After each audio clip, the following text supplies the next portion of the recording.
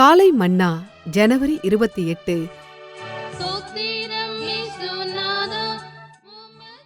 உன் தேவனோடு ஒரு உடன்படிக்கை செய்து கொள். ஆதியாகமம் 9ஆம் அதிகாரம் 14-15 வசனங்கள். அந்த வில் மேகத்தில் தோன்றும். அப்பொழுது எல்லா மாம்ச ஜீவன்களையும் அழிக்க இனி ஜலமானது பிரளயமாய் பெருகாதபடிக்கு என் உடன்படிக்கையை நினைவு கூறுவேன். ஒருவரது கடந்த காலத்தின் எல்லா பாவங்களையும் தேவன் மன்னித்து மறந்துவிட்டார் என்பதற்கு வானவில் ஓர் அடையாளமாயிருக்கிறது. உங்களுடைய தோல்விகளுக்காகவும் பாவங்களுக்காகவும் நீங்கள் மெய்யாகவே மனஸ்தாபப்பட்ட பின்னர் நீங்கள் தேவனோடு ஒரு உடன்படிக்கை செய்து கொள்ள வேண்டும். ஏனெனில் தேவன் உங்களை மன்னித்து நீங்கள் அறிக்கை செய்த பாவங்களை எல்லாம் தம்முடைய முதுகுக்கு பின்னாக எறிந்துவிட்டார் என்ற உறுதியான நிச்சயமுடையவர்களாய் நீங்கள் இருக்கக்கூடும். ஆயினும் நீங்கள் தேவனோடு ஒரு உடன்படிக்கை செய்து கொள்ளாவிடில் நீங்கள் மனம் திரும்பிய பின் அதிக தாமதமின்றியே அதே தோல்விகளை மறுபடியும் சந்திப்பீர்கள். அநேகர் தாங்கள் செய்த பாவங்களை குறித்து மனஸ்தாபப்படுகிறார்கள். எனினும் அவர்கள் கர்த்தர் அவற்றை மன்னித்து விட்டார் என்றும் தங்களுக்கு முன்பாக ஜெயம் உள்ளது என்றும் விசுவாசிப்பதில்லை. எனவே அவர்கள் கர்த்தரோடு ஒரு உடன்படிக்கைக்குள் பிரவேசிப்பதில்லை. இன்று கர்த்தர் உங்களோடு பேசிக் கொண்டிருக்கிறார். கர்த்தரோடு ஒரு புதிய உடன்படிக்கைக்குள் பிரவேசியுங்கள்.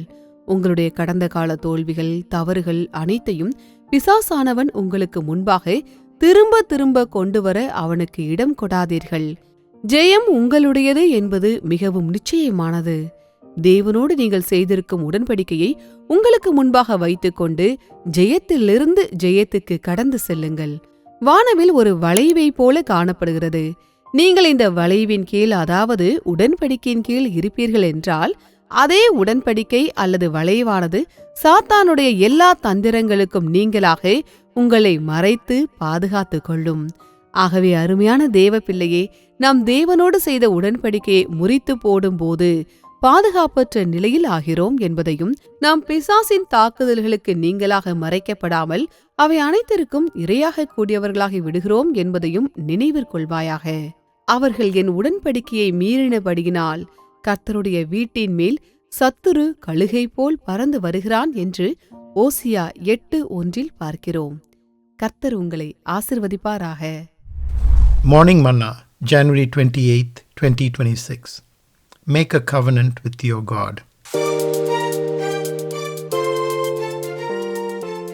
The bow shall be seen in the cloud, and I will remember my covenant, and the waters shall no more become a flood and destroy all flesh.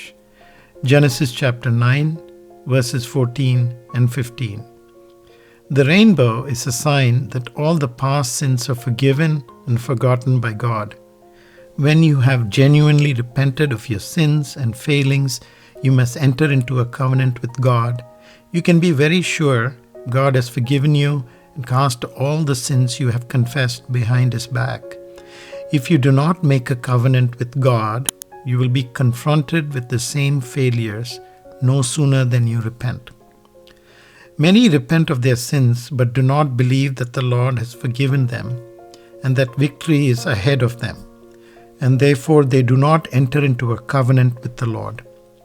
Today, the Lord is speaking to you. Enter into a fresh covenant with God.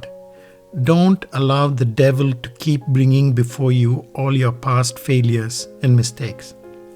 It is very certain that you're going to have the victory. Keep your covenant with God before you and go from victory to victory.